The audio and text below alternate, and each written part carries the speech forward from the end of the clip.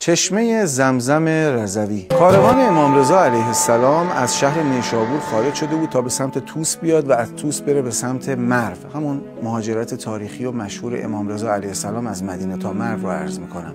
موقعی که از نیشابور اومده بودن بیرون هنوز به طوس نرسیده، جایی که امروزه در حدود 45 کیلومتری شهر مشهد قرار داره، رسیدن به ظهر شرعی، یعنی جایی که باید نماز ظهر رو اقامه میکردن.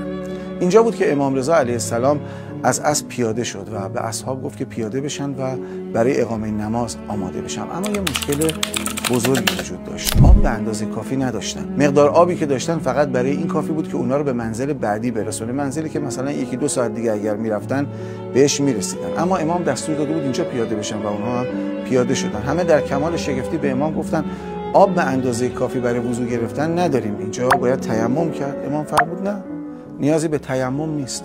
در برابر شگفتی همگان نشستن روی زمین، دست مبارکشون رو بر روی خاک کشیدن و چشمه‌ای جوشید.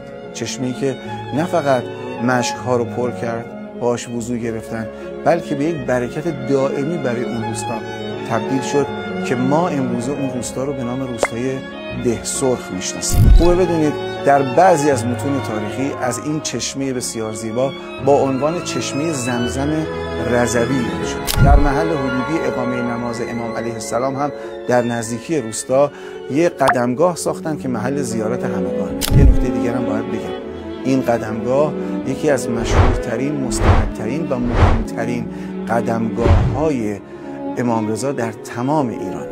این داستان زیبا و تاثیرگذار رو هم شیخ صدوق 1000 سال قبل در کتاب ارزشمند عیون اخبار رضا روایت کرد.